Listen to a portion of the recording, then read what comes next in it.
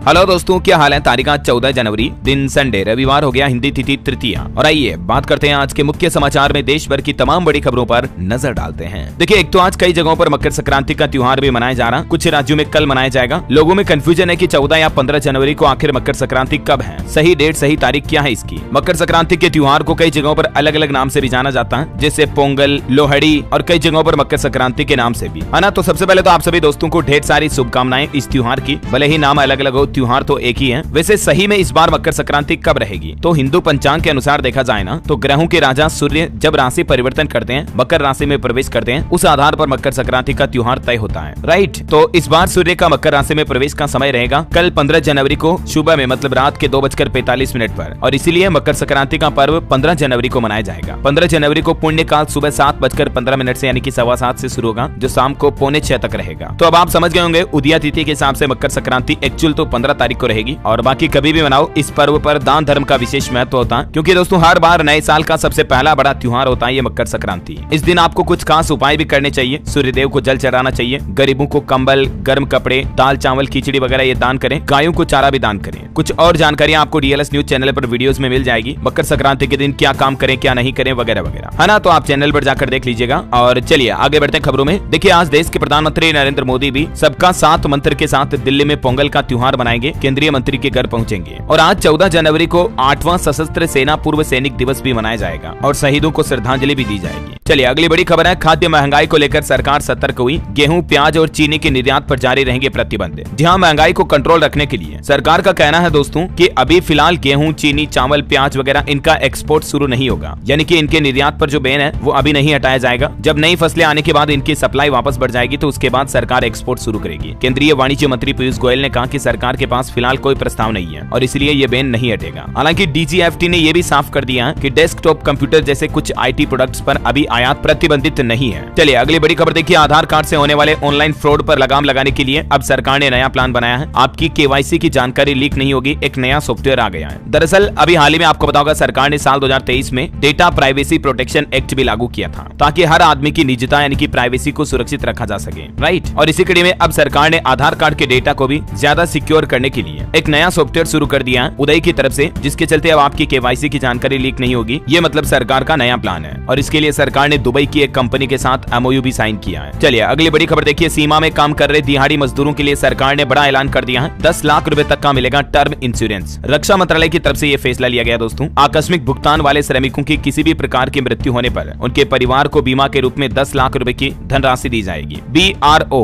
यानी कि border roads organisation यानी सीमा सड़क संगठन के कैजुअल मजदूरों के लिए ये वाकई में बड़ी खुशखबरी है। देश के रक्षा मंत्री राजनाथ सिंह ने खुद 10 लाख रुपए की इस बीमा योजना को मंजूरी दे दी है। ये देख सकते हैं इस बारे में ज्यादा इन्फॉर्मेशन भी आप। चलिए अगली खबर है दोस्तों, जियो और एयरटेल के करोड़ों यूजर्स को तगड़ा झटका लगने वाला। 5G इंटरनेट के लिए अब आपको ज्यादा पैसे खर्च करने पड़ेंगे। दरअसल रिपोर्ट के मुताबिक रिलायंस जियो और एयरटेल कंपनी अपनी 5G सर्विस के लिए 4G के मुकाबले 5 से 10% तक ज्यादा चार्ज वसूलेगी। और अभी तो आपको बताओगा इन कंपनियों की 5G टेस्टिंग मोड पर चल रही है, लेकिन जैसे ही 5G सर्विस कॉमर्शियली सबके लिए लॉन्च की जाएगी तो उसके बाद रिचार्ज प्लान जो है वो काफी महंगे हो जाएंगे। चलिए दोस्तों अगली खबर देखिए, अमेरिका का बिजनेस वीजा मिलने में अब कम समय लगेगा। भारतीयों के लिए बड़ी खुशखबरी है, अब पहले से कम समय में आपको अमेरिकी बिजनेस वीजा मिल जाएगा। H1B वीजा पर भी ये नया अपडेट आया है। दरअसल इन वीजा पर अमेरिका में काम करने वाले प्रोफेशनल्स परिवार को अमेरिका में ही वीजा रिन्यूअल की सुविधा मिलेगी। ये भी अमेरिकी सरकार नया प्लान बना रही है। और अगली खबर देखिए दोस्तों, देश के प्रधानमंत्री नरेंद्र मोदी इसी महीने 27 जनवरी को बिहार आएंगे और यहाँ बेतिया में जनसभा करेंगे। पहले 13 तारीख को आने वाले थे, लेकिन रामलला के प्राण प्रतिष्ठा कार्यक्रम के चलते ये शेड्यूल में बदलाव किया गया। चलिए अगली खबर है, देश में रिंग रोड के जैसे ही अब बड़े शहरों के चारों ओर बिछेगा रेलवे ट्रैक। राजस्थान के जयपुर से रेलवे ने अत्याधुनिकीकरण करने के लिए ये एक बड़ा फैसला लिया है। जैसे बड़े बड़े शहरों के चारों तरफ रिंग रोड होता है ना, ठीक वैसे ही चारों तरफ रिंग रेलवे ट्रैक भी बिछाया जाएगा, जिससे कि रेलवे की कनेक्टिविटी बढ़ेगी। फिलहाल ये पायलट प्रोजेक्ट राजस्थान के जयपुर, कोटा समेत कुछ शहरों में शुरू किया जा रहा। धीरे धीरे देश भर के सभी राज्यों के सभी शहरों में आपको रेलवे का ये डेवलपमेंट देखने को मिलेगा। और अगली बड़ी खबर देखिए, भारतीय सेना ने शुरू किया ऑपरेशन सर्वशक्ति मिशन। पाकिस्तान के आतंकी मंसूबे होंगे नाकाम। भारतीय सेना ने जम्मू कश्मीर में सुरक्षाओं को बढ़ाने के लिए ये ऑपरेशन सर्वशक्ति की शुरुआत की है। जम्मू के पुंछ और राजौरी सेक्टर में आतंकवाद बढ़ाने के लिए पाकिस्तान की नापाक हरकतें अब कामयाब नहीं होगी। ये इंडियन आर्मी की तरफ से नया मिशन तैयार किया गया है। अच्छा, और वहीं देखिए दोस्तों 26 जनवरी राम मंदिर उद्घाटन से पहले अरुणाचल प्रदेश में भी सुरक्षा बलों को बड़ी कामयाबी मिली है। NSCN-IM के 6 आतंकियों को गिरफ्तार किया गया और इनके पास भारी मात्रा में हथियार और गोला बारूद भी पाए गए। चलिए अगली बड़ी खबर है दोस्तों, भारत से विवाद के बीच मालदीव के राष्ट्रपति ने बयान दिया, कहा कि हमें कोई धमका नहीं सकता, चीन हमारे अंदरूनी मसलों में दखल नहीं देता है। हमारे देश के विदेश मंत्री एस जयशंकर ने भी शानदार बात कही। वो बोले कि भारत को लेकर दुनिया का नजरिया अब बदल रहा है। उन्होंने कहा कि हमारे देश का रुतबा बड़ा है, कोई भी बड़ा मसला हमारी सलाह मशवरा के बिना अब तय नहीं होता है। और वाकई में ये बात भी दोस्तों सही है। आज हिंदुस्तान का दुनिया भर में नाम छा रहा है। अमेरिका, रशिया, जापान, चाइना जैसे बड़े बड़े देश भी आज भारत का लोहा मान रहे हैं। अभी देखा होगा ना आपने भारत में G20 वगैरह में कितना शानदार रुतबा था दुनिया के बड़े लीडर्स के सामने। गर्व होता दोस्तों हम सभी को भारतीय होने पर। चलिए दोस्तों आगे बढ़े खबरों में। एक भावपूर्ण श्रद्धांजलि, मशहूर शास्त्रीय गायिका प्रभा अत्रेजी का निधन हो चुका है। देश की राष्ट्रपति द्रौपदी मुर्मू और पीएम मोदी ने भी शोक जताया इनके निधन पर। ये एक क्लासिकल सिंगर थी। 92 साल की उम्र में दिल का दौरा पड़ने से इनकी पुणे में मौत हो गई। ईश्वर इनकी आत्मा को शांति दे। चलिए अगली खबर देखिए, असम राज्य में NCHAC में भाजपा ने दर्ज की प्रचंड जीत। पीएम मोदी ने दीमा हसाऊ के लोगों का आभार भी जताया। असम के उत्तर कछार पर्वतीय स्वायत्त परिषद में ये भारतीय जनता पार्टी की जीत हुई है। पार्टी ने 28 में से 25 सीटों पर लहराया अपना परचम। पीएम मोदी ने असम के मुख्यमंत्री हेमंत बिस्वा शर्मा का भी आभार जताया। चलिए अगली खबर देखिए, आर्टिफिशियल वायुमंडल से तैयार होंगे फसल के नए किस्म के पौधे। देश में पहली बार इस तरह की लैब स्थापित हुई है और ये संभव होगा पंजाब कृषि विश्वविद्यालय PAU की लेबोरेटरी में। वहीं दोस्तों कोरोना आंकड़ों पर बड़ी खबर आ रही है। भारत में पिछले 24 घंटों के दौरान कोरोना के 441 नए मामले सामने आए। हालांकि राहत की बात यह कि किसी की मौत नहीं हुई 24 घंटों में। एक्टिव केस की संख्या में भी गिरावट आई है और अभी तक भारत में JN1 वेरिएंट के मामलों की संख्या कुल बढ़कर 1200 से ऊपर पहुंच चुकी है, जिनमें अलग अलग राज्यों में कितने मामले हैं जिनकी ये लिस्ट भी आप देख सकते हैं। चलिए अगली बड़ी खबर देखिए दोस्तों, देश के उपराष्ट्रपति जगदीप धनखड़ ने राम मंदिर को लेकर बयान दिया। वो बोले कि राम को नहीं मानना मतलब संविधान निर्माताओं का अपमान है। अभी वो राजस्थान के दौरे पर आए थे। इस दौरान उन्होंने कहा कि संविधान में राम मंदिर का भी जिक्र है, भगवान राम और माँ सीता के भी फोटो हैं और इसलिए सबको राम को मानने चाहिए। और अच्छा दोस्तों कुछ आपको मैं प्रभु श्री राम से जुड़ी श्रद्धा की खबरें बताता हूँ। देखिए आप, 2 इंच की पत्तियों पर श्री राम, विवाह से लेकर युद्ध तक को उकेरा। प्रभु श्री राम के पूरे जीवन को पत्तियों पर डिजाइन किया है और इन अद्भुत कलाकारियों का लाइव प्रदर्शन किया जाएगा ऑनलाइन अयोध्या में प्राण प्रतिष्ठा के दिन। ये कलाकार है मेरठ की लीफ आर्टिस्ट ममता गोयल, जिन्होंने मात्र पौधे की 2 इंच की पत्तियों पर भगवान राम के पूरे जीवन को उकेरा है। अच्छा, ये पत्तियों पर जो शानदार डिजाइन बनाने वाले आर्टिस्ट होते हैं ना, इन्हें लीफ आर्टिस्ट कहा जाता है। अब ये देख सकते हैं आप अद्भुत तस्वीरें, मतलब कितनी गजब की प्रभु श्री राम की तस्वीरों में कलाकारी की गई है पत्तियों पर, वो भी मात्र छोटी छोटी पत्तियां जो होती है ना पौधे की, उन पर। Amazing right. और राम भक्ति से जुड़ी एक और खबर देखिए आप, राजस्थान के जयपुर का रितेश दंडवत यात्रा करते हुए अयोध्या जा रहा है। रोजाना 7 किलोमीटर की दूरी तय कर रहा है। 5 महीने में पूरा होगा सफर। इतनी कठिन भक्ति को तो वाकई में सैल्यूट यार। मतलब चल के नहीं जा रहे हैं, दंडवत लेटते हैं, फिर नारियल आगे रखते हैं, फिर वापस वहां से नारियल को उठाकर वहां से वापस लेटते हैं। इस तरह से दंडवत प्रणाम करते हुए आगे बढ़ रहे हैं, अयोध्या जा रहे हैं। राजस्थान जयपुर के हैं ये रितेश। और वही खबर है, उत्तर प्रदेश दिल्ली बॉर्डर पर स्थापित होगी श्री राम की मूर्ति। इंदिरापुरम जाने वाला रोड कहलाएगा रामपथ। 40 मंदिरों में आज से कार्यक्रम की शुरुआत भी होने जा रही है उत्तर प्रदेश गाजियाबाद में। और उत्तर प्रदेश के समाजवादी पार्टी के मुखिया अखिलेश यादव को भी रामलला की प्राण प्रतिष्ठा के लिए न्योता भेजा गया, लेकिन वो बोले कि मैं अभी 22 तारीख को नहीं आऊंगा, बल्कि समारोह के बाद परिवार के साथ जाएंगे अयोध्या। पीएम मोदी के गांव गुजरात से भी अयोध्या में अखंड ज्योति पहुंची है, राम मंदिर में जलेगी है। और वहीं दुनिया में मॉरिशस देश ने रामलला की प्राण प्रतिष्ठा पर अपने सरकारी कर्मचारियों को 2 घंटे की छुट्टी देने का भी फैसला किया। सरकार ने हिंदुओं के लिए प्रस्ताव पास किया है। मॉरिशस सरकार बोली कि ये श्री राम की वापसी का प्रतीक है ना। तो ये कुछ राम मंदिर का लेटेस्ट न्यूज अपडेट चल रहा है जो मैंने आपको एक साथ बता दिया। और चलिए आगे बढ़ते हैं खबरों में। देखिए 5 फरवरी से शुरू होगा पश्चिम बंगाल का विधानसभा बजट सत्र। लोकसभा चुनाव से पहले आम लोगों के लिए कई बड़ी घोषणाएं करेगी ममता बनर्जी सरकार। 5 से 17 फरवरी तक चलेगा ये। और बड़ी खबर है, बच्चों को कुपोषण से दूर करने के लिए सरकार हुई सतर्क, विशेष अभियान चलाया जाएगा। छत्तीसगढ़ की साई सरकार की तरफ से ये प्लान बनाया गया। खास करके जो अति पिछड़ी जातियों के आदिवासी दूरस्थ इलाकों में रहने वाले जनजाति के लोग बाग हैं, उनके बच्चों में कुपोषण को दूर करने के लिए अब सरकार ये नई नई योजनाएं शुरू करने जा रही है। जानकारी आप देख सकते हैं ज्यादा। और खबर है दोस्तों, 1 अप्रैल 2024 से शेयर मार्केट ट्रेडिंग अकाउंट यानी कि डीमेट अकाउंट को ब्लॉक करने की सुविधा मिलेगी। हाल ही में सेबी को इस तरह की संदिग्ध गतिविधियां होने की शिकायतें मिली थी, तो उसके बाद सेबी ने आदेश जारी किया। ट्रेडिंग अकाउंट को अब आप एटीएम, डेबिट, क्रेडिट कार्ड की तरह फ्रीज कर पाएंगे, लॉक कर पाएंगे। चलिए अगली खबर है दोस्तों, हाल ही में आपको बताओगा हरियाणा के गुरुग्राम में एक मॉडल दिव्या पाहुजा की होटल मालिक ने हत्या करवा दी थी, तो उसका शव बरामद हो गया। ये एक गैंगस्टर की गर्लफ्रेंड भी रही थी। हरियाणा पुलिस ने इसके बैग पर बने टैटू से इसकी पहचान की है। 11 दिन पहले हरियाणा के गुरुग्राम के होटल में ये कांड हुआ था, आपको पता होगा। तो 150 किलोमीटर दूर बहती हुई नहर में इसकी लाश मिली। अभी तक इस मामले में 6 लोगों को गिरफ्तार कर लिया है। कुछ मुख्य आरोपी अभी भी भगोड़े हैं, जिन पर 50-50 हजार रुपए का इनाम भी घोषित कर रखा है। और अगली बड़ी चौंकाने वाली खबर देखिए दोस्तों, केरल में लाइव टीवी शो के दौरान एक प्रोफेसर की मौत हो जाती है। दूरदर्शन पर ये सवालों के जवाब दे रहे थे, लेकिन बोलते बोलते कुर्सी पर लुढ़क गए। अब आप ये सोच रहे होंगे कि यार डीएलएस भाई ऐसी खबरें क्यों बता रहे हो। तो दरअसल आपको पता होगा दोस्तों, कोरोना काल के बाद लोगों में हार्ट अटैक, कार्डियक अरेस्ट के मामले काफी ज्यादा बढ़ने लगे हैं, राइट। मतलब जवान लोगों को हार्ट अटैक आ रहे, तुरंत 1 मिनट भी नहीं लगता चले जाते दुनिया से। हाल ही में ऐसा मामला एक देखा गया नोएडा में। क्रिकेट खेलते दौरान 6 दिन पहले क्रिकेट पिच पर एक इंजीनियर की अचानक से मौत हो गई। बस गिर गए खेलते खेलते पास में और खत्म। एक ऐसा ही मामला दुर्गा पंडाल में नाचते दौरान उत्तर प्रदेश के अंबेडकर नगर में देखा गया। देखिए डांस करते करते गिर गया, हार्ट अटैक से खत्म। मतलब अच्छा, कई एक्सपर्ट तो ये भी दावा कर रहे हैं कि कोरोना वैक्सीन की वजह से लोगों में इस तरह से हार्ट अटैक और कार्डियक अरेस्ट की घटनाएं बढ़ रही हैं। मतलब वाकई में देख रहे हो, धड़क धड़क गुड़ रहे हैं लोग बाग। आपका क्या कहना है इस पर, कमेंट करके बताइए मुझे जरूर। और चलिए दोस्तों, ऑटो इंडस्ट्री से अगली खबर है। टाटा पंच का इलेक्ट्रिक वर्जन 17 जनवरी को लॉन्च होगा। ये सबसे छोटी इलेक्ट्रिक एसयूवी होगी, 300 किलोमीटर की रेंज मिलेगी। कंपनी ने इसका टेस्टिंग वीडियो भी जारी किया है। और वहीं MG एस्टर का फेसलिफ्ट वर्जन भी लॉन्च हो चुका। शुरुआती कीमत इसकी 10 लाख रुपए के लगभग है। इसमें आपको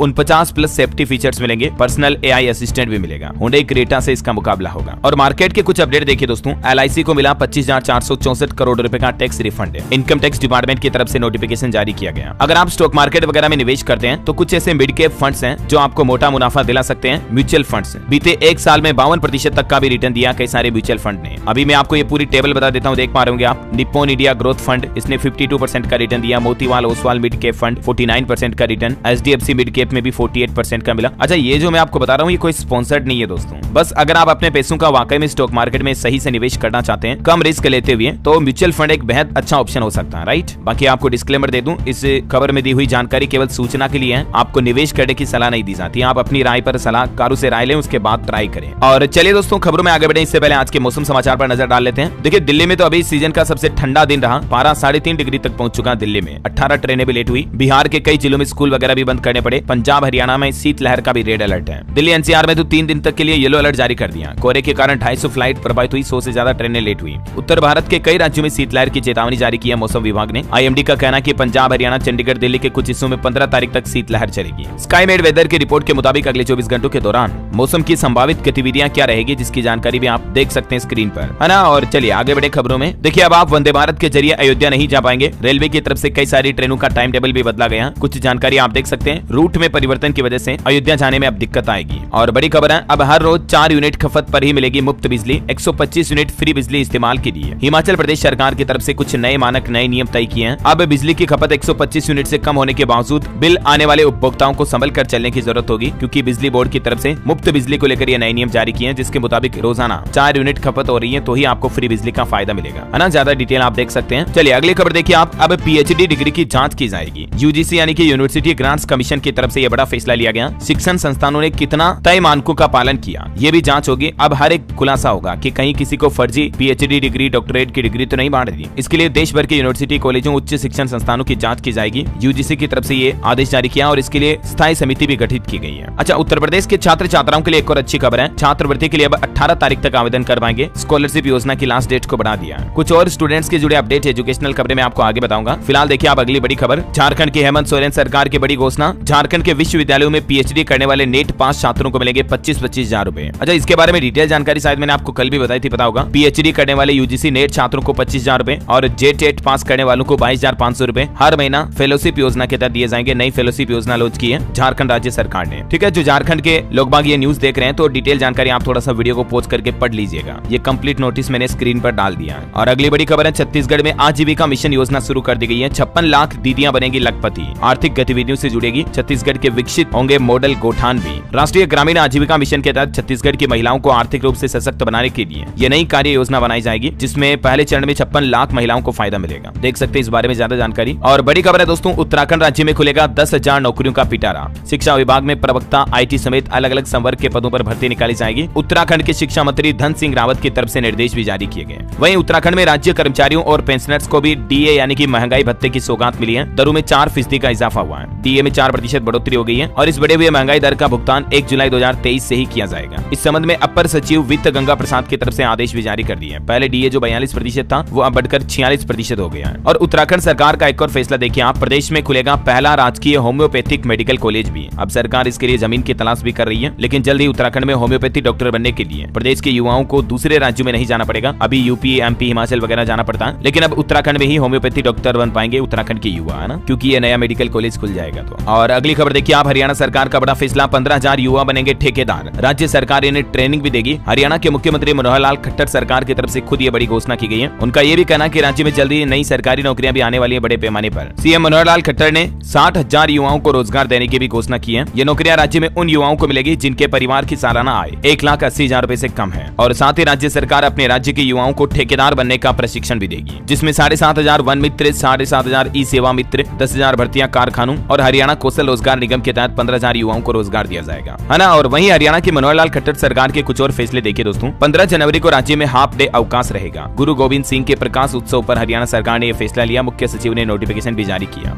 ये देख सकते हैं आप। और हरियाणा में कच्चे कर्मियों को भी बड़ी राहत देने की तैयारी है। 10 साल की सेवा वाले कर्मचारियों के लिए सरकार नई पॉलिसी बना रही है। या तो उन्हें परमानेंट किया जाएगा या तो उनके लिए मतलब पेंशन वगैरह ऐसा कुछ सिस्टम शुरू किया जाएगा। जो संविदा कर्मचारी होते हैं ना, टेम्परेरी कच्चे कर्मचारी, अस्थायी, तो उनके रेगुलराइजेशन यानी कि उनके नियमितीकरण की पॉलिसी बना रही है हरियाणा सरकार। और हरियाणा में सरकार के रडार पर रहेगी अब हर पुलिस चौकी थाना। 7,500 थानों पर सीसीटीवी कैमरे लगाए जाएंगे। सारी गतिविधियां रिकॉर्ड होगी। कैमरा बंद होते ही अलार्म भी बजेगा ताकि पुलिस थानों में ट्रांसपेरेंसी रहे, घूसखोरी वगैरह भी कम हो सके, है ना। और अगली बड़ी खबर देखिए आप, छत्तीसगढ़ के मुख्यमंत्री शाह लड़कियों से संवाद करते हुए बोले कि छत्तीसगढ़ का मान बढ़ाए बेटियां। 26 जनवरी को कर्तव्य पथ पर दिखेगी मुरिया दरबार की झांकी, रवाना हुई टीम भी। बड़ी खबर देखिए, हिमाचल प्रदेश में भूकंप आया, 3 बार महसूस किए गए झटके, 3 की तीव्रता रही। डर के मारे लोग घरों से बाहर भी निकल गए। हिमाचल के चंबा जिले में ये भूकंप की घटनाएं देखी गई। अच्छा, हिमाचल सरकार ने कल लड़कियों की शादी पर भी फैसला लिया था कि हिमाचल में लड़कियों की शादी की उम्र अब 21 साल होगी, 18 साल नहीं। हिमाचल के मुख्यमंत्री सुक्खू कैबिनेट की बैठक से इस प्रस्ताव को मंजूरी भी मिल चुकी है और ये 3 साल उम्र बढ़ाने के लिए केंद्र सरकार से भी सिफारिश करेगी हिमाचल सरकार। वहीं देखिए, हिमाचल में खुलेंगे वाहन स्क्रैपिंग और ऑटोमेटिक टेस्टिंग सेंटर। 31 मार्च तक ई चालान व्यवस्था की जाएगी। जी हाँ, हिमाचल की सुक्खू सरकार ने बड़ा फैसला लिया। अगर फिटनेस टेस्ट में आपकी गाड़ी फेल पाई जाती है तो तुरंत उस गाड़ी को कबाड़ में भेजा जाएगा। 2 बार फेल होने पर वो गाड़ी फिर आप सड़कों पर नहीं चला पाएंगे और इसीलिए हिमाचल सरकार नए नए वाहन स्क्रैपिंग सेंटर भी खोल रही है। वैसे हिमाचल में पर्यटक इलेक्ट्रिक वाहन से भी वादियों का दीदार कर पाएंगे, मतलब घूम पाएंगे, क्योंकि चंडीगढ़ से केलंग तक जगह जगह चार्जिंग स्टेशन भी बनाए जा रहे हैं। ओके, और अगला अपडेट देखिए आप, निवेशकों के लिए खबर है। आरडीसी कंक्रीट का भी आईपीओ आने वाला। जनवरी 2025 में ये कंपनी आईपीओ ला सकती है। 4,000 करोड़ रुपए का प्लान है। और बड़ी खबर देखिए आप, 1 अप्रैल 2019 से पहले अगर आपने वाहन खरीदा है तो उस वाहन पर हाई सिक्योरिटी नंबर प्लेट लगाना जरूरी होगा। राजस्थान सरकार की तरफ से ये नए आदेश जारी किए गए हैं। वहीं राजस्थान में मकर संक्रांति पर देखिए रेल पटरियों के आसपास पतंगबाजी नहीं करने की अपील की गई है, क्योंकि पटरियों के आसपास तारों में 25,000 वोल्ट का करंट दौड़ रहा है, तो कई बार मांझे के जरिए करंट भी आ सकता है बच्चों के, तो ध्यान रखें। और चाइनीज मांझे का इस्तेमाल तो बिल्कुल भी ना करें दोस्तों प्लीज मकर संक्रांति पर पतंग उड़ाते दौरान, वरना कई लोगों की जान जाने की खबरें हर साल आती है। मासूम लोग मारे जाते हैं बच्चों के खेल खेल के चक्कर में, है ना। तो बच्चे भी ध्यान रखें और माँ बाप भी अपने बच्चों को ये बारे में अवेयर करें, बताएं। मतलब कई राज्य सरकारों ने तो चाइनीज मांझे को लेकर आदेश भी जारी कर दिया। देखिए, मध्य प्रदेश में चाइनीज मांझे से पतंगबाजी की तो फिर खेड़ नहीं। ड्रोन के जरिए उज्जैन वगैरह में तो पुलिस भी नजर रखेगी। और एमपी में आदेश भी है, चाइनीज मांझे से पतंग उड़ाते दौरान किसी की जान चली गई तो 10 साल तक की जेल की सजा भी हो सकती है। पंजाब सरकार ने भी हाल ही में चाइनीज मांझे को बैन करने के आदेश जारी किए थे, इस्तेमाल किया तो जेल होगी। चलिए अगली खबर देखिए, राजस्थान में जल्द ही तंबाकू उत्पाद बेचने के लिए भी लाइसेंस लेने होंगे। राजस्थान की भजन लाल सरकार ये नया कानून लाने पर भी विचार कर रही है। चलिए अगली खबर देखिए, कुछ एजुकेशनल अपडेट्स देख लेते हैं। देखिए, सीबीएसई ने सीटेट के लिए सिटी स्लिप भी जारी कर दी है। 21 जनवरी को 2 शिफ्ट में होगा एग्जाम। ग्रेजुएशन के 180 दिन बाद भी अगर नौकरी नहीं मिली तो बेरोजगारी भत्ता मिलेगा। कर्नाटक सरकार की तरफ से 1500 से 3,000 रुपए तक का बेरोजगारी भत्ता देने की घोषणा की है। और वहीं Haryana group D CTET exam का रिजल्ट जारी हो चुका है। 8.5 लाख अभ्यर्थियों ने दी थी परीक्षा। अगले सप्ताह 13,557 पदों पर और भर्ती करेगा HSSC। और यूपी बोर्ड एग्जाम पर भी अपडेट है। अब QR कोड से होगी कक्ष निरीक्षकों की पहचान। पहली बार मिलेगा कंप्यूटराइज्ड परिचय परिचय पत्र। इस बार बोर्ड एग्जाम में नकल रोकने के लिए यूपी सरकार की तरफ से यह नया सिस्टम बनाया गया है। और वहीं देखिए दिल्ली में टीजीटी शिक्षकों के 5118 पदों पर भर्ती के लिए नोटिफिकेशन जारी हो चुका है और इसमें ऑनलाइन आवेदन प्रक्रिया 8 फरवरी 2024 से शुरू होगी, जिसके लिए उम्मीदवार 8 मार्च 2024 तक आवेदन कर पाएंगे। इस भर्ती के जरिए दिल्ली सरकार अलग अलग विभागों में टीचर्स के पदों के लिए रिक्रूटमेंट निकाली है। अच्छा, प्राइवेट सेक्टर में भी नौकरियों पर अपडेट है। लेंस कार्ड के वीडियो डिपार्टमेंट में वैकेंसी निकली हुई है, ग्रेजुएट अप्लाई कर सकते हैं। अगर आपको वीडियो एडिटिंग सॉफ्टवेयर में अच्छा खासा नॉलेज है तो आप इस जॉब के लिए अप्लाई कर सकते हैं, है ना। और चलिए एजुकेशन के बाद कुछ और अपडेट्स देख लेते हैं फटाफट से। देखिए आप, उत्तर प्रदेश के मुख्यमंत्री योगी आदित्यनाथ ने गोरखपुर का दौरा किया है। यहाँ जनता दर्शन में बोले कि यूपी के हर पात्र को मिलेगी पेंशन और आवास योजना का लाभ। अफसरों को इस संबंध में सख्त निर्देश भी दिए। और बड़ी खबर देखिए, होम बायर्स के लिए राहत है। अब फोन पर भी आपको रेरा की सुनवाई की तारीख मिल पाएगी। यूपी रेरा की तरफ से ये नई फैसिलिटी शुरू की गई है।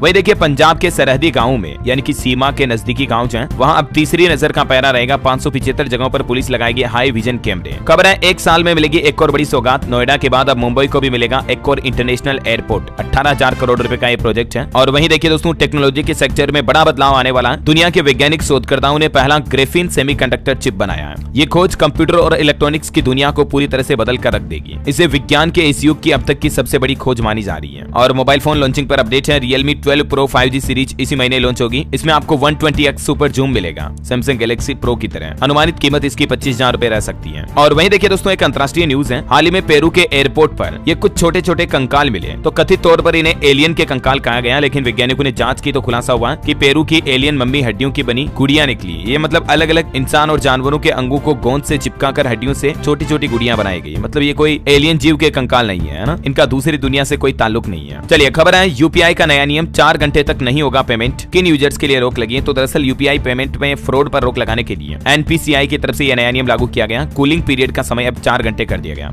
यानी यूपीआई के जो नए ग्राहक होंगे वो अधिकतम पेमेंट 2,000 रुपए तक का कर पाएंगे और वो भी 4 घंटे तक की लिमिट रहेगी। चलिए अंत में आज के राशिफल पर नजर डालते हैं। देखिए 14 जनवरी का राशिफल, मकर और मीन राशि वालों की इनकम बढ़ सकती है। तुला राशि वालों को आज सितारों का साथ मिलेगा। और कर्क राशि के लोग काम से जुड़ी कमजोरियां दूर करें, फायदा होगा। वृश्चिक राशि के लोग नकारात्मक विचार से दूर रहें। और क्योंकि दोस्तों कल 15 जनवरी को सूर्य भगवान मकर राशि में प्रवेश करेंगे, तो मकर संक्रांति पर सूर्य पूजा के साथ गुड़ तिल का दान भी करना चाहिए। और भी इस बारे में ज्यादा जानकारी मैं आपको कल वाले morning bulletin news update video में बता दूंगा। बहरहाल आप सभी को एक बार फिर से मकर संक्रांति की ढेर सारी शुभकामनाएं। और हाँ, आप मुझे कमेंट करके बताइए दोस्तों कि आपके राज्य में मकर संक्रांति के इस पर्व को किस नाम से मनाया जाता है, किस नाम से जाना जाता है। आज कोई डीएलएस माइंड क्विज नहीं पूछने वाला हूँ, आपको इसका जवाब देना कमेंट में। और साथ ही इस वीडियो को लाइक और शेयर कीजिए। डीएलएस न्यूज चैनल को सब्सक्राइब करके बेल आइकन जरूर दबा देना, रोजाना इसी काम की इन्फॉर्मेटिव खबरें देखते रहने के लिए। जय हिंद, जय भारत, वंदे मातरम।